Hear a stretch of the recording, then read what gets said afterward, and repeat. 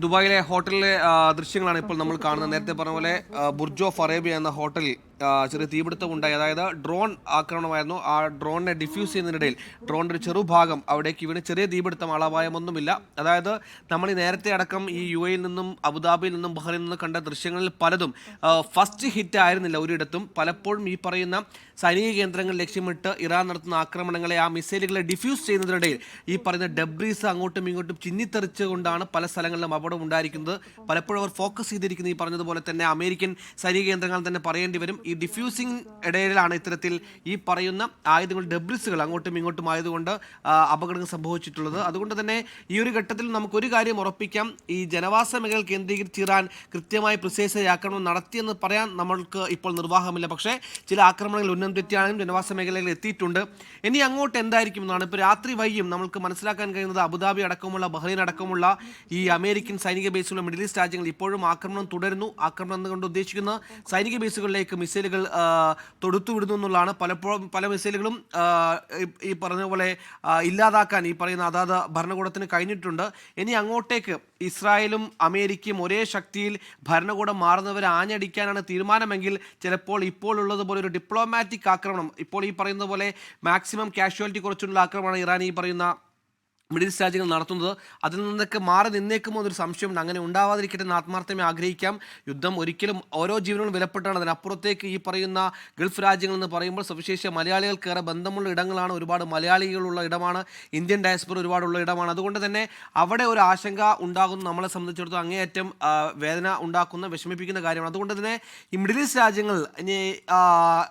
രാജ്യങ്ങൾ നിലവിൽ ഇറാൻ നടത്തുന്ന കൗണ്ടർ അറ്റാക്കിൻ്റെ വ്യാപ്തി കൂട്ടുമോ, കുറച്ചുകൂടി ഇൻറ്റൻസായി ആക്രമണം നടത്തുമോ, ജനവാസ മേഖല ലക്ഷ്യമിട്ടുകൊണ്ട് തന്നെ വരുന്നിടത്ത് വെച്ച് കാണാമെന്ന മട്ടിൽ കാര്യങ്ങൾ ഇറാൻ മാറ്റുമോ എന്നടക്കമുള്ള കാര്യങ്ങൾ ഉറ്റുനോക്കുന്നുണ്ട്. അങ്ങനെ ഉണ്ടാവാതിരിക്കട്ടെ എന്ന് ആത്മാർത്ഥ ആഗ്രഹിക്കുമ്പോഴും അതേപോലെ തന്നെ ഇസ്രായേലിനെയും സമാനമായി ഇസ്രായേലിൽ നിന്ന് ഇപ്പോൾ ഇറാനിലേക്ക് തുരിതുര ആക്രമണം നടക്കുന്നുണ്ട്. ഈ പറഞ്ഞതുപോലെ തന്നെ വലിയ കാഷ്വാലിറ്റികൾ അവിടെ ഉണ്ടാവുന്നുണ്ട്. അതുകൊണ്ട് തന്നെ ഈ ഒരു സമയം, നേരത്തെ നമ്മൾ ഈ പറഞ്ഞ 12 ദിവസം എയർ സ്ട്രൈക്കുകൾ കണ്ടതാണ്. ഇറാൻ ഒരു മിസൈൽ തൊടുത്തുവിടുന്നു, അതേസമയം ഇസ്രായേൽ തിരിച്ചിങ്ങോട്ട് തൊടുത്തു. അങ്ങനെ അറ്റാക്ക് കൗണ്ടർ അറ്റാക്ക് എന്നൊരു സ്ട്രാറ്റജിയിലായിരുന്നു പോയിക്കൊണ്ടിരുന്നത്. സമാനമായ ഇതിൽ കുറച്ചുകൂടി ഇൻറ്റൻസ് ആയ ഒരു അറ്റാക്കിലേക്ക് കടക്കുമോ എന്നാണ് നമ്മൾ കാത്തിരിക്കേണ്ടത്. കാരണം ആ 2025 ജൂൺ മാസത്തിൽ ഉണ്ടായിരുന്ന ഒരു സിനേറിയോ അല്ല ഇപ്പോൾ ഉള്ളത്. ഇപ്പോൾ ആകെ എല്ലാം മാറിയിരിക്കുന്നു. കാരണം ആ സിനേറിയോ ഉള്ള സമയത്ത് അമേരിക്ക ഏറ്റവും ഒടുക്കം മാത്രമാണ് ഇസ്രായേലിനോടൊപ്പം നിൽക്കുന്നത്. ആ അമേരിക്ക ഇടപെട്ട് പിറ്റേ ദിവസം തന്നെ സീസ് ഫയറിലേക്ക് വന്നിട്ടുണ്ട്. പക്ഷേ ഇവിടെ തുടക്കം തന്നെ അമേരിക്കയും ഇസ്രായേലും ചേർന്നാണ് ഒരു കോമ്പാറ്റ് ഓപ്പറേഷനാണ്. ഒരു 2025 അമേരിക്കയാണ് പീസ് ഡീലിങ്ങിന് വന്നതെങ്കിൽ ഇവിടെ പീസ് ഡീലിങ്ങിന് വരേണ്ട അമേരിക്ക ഒരു പാർട്ടിയാണ് ഈ പറയുന്ന യുദ്ധത്തിൽ. അതുകൊണ്ട് തന്നെ പീസ് ഡീലിങ്സിനെ കുറിച്ച് നമുക്ക് തൽക്കാലം ചിന്തിക്കേണ്ട കാര്യമേ ഇല്ല എന്ന് പറയേണ്ടി വരും. കാരണം അങ്ങനൊരു ഓപ്പൺ കോൺഫറൻസ് എവിടെയും വിളിച്ചിട്ടില്ല, അങ്ങനൊരു ചാനൽ എവിടെയും തുറന്നിട്ടില്ല.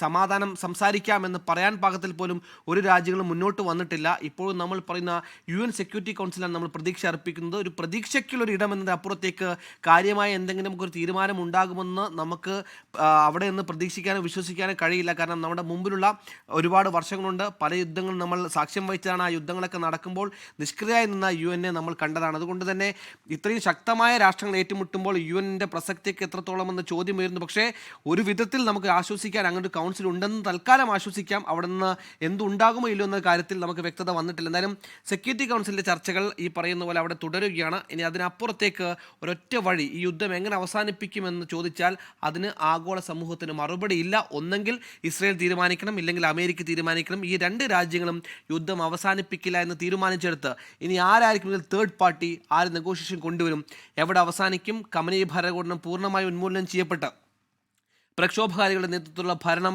അവിടെ സ്ഥാപിച്ചാൽ മാത്രമാണോ യുദ്ധം തീരുക? അതിന് എത്ര സമയമെടുക്കും? നമ്മൾ കണ്ടതാണ്.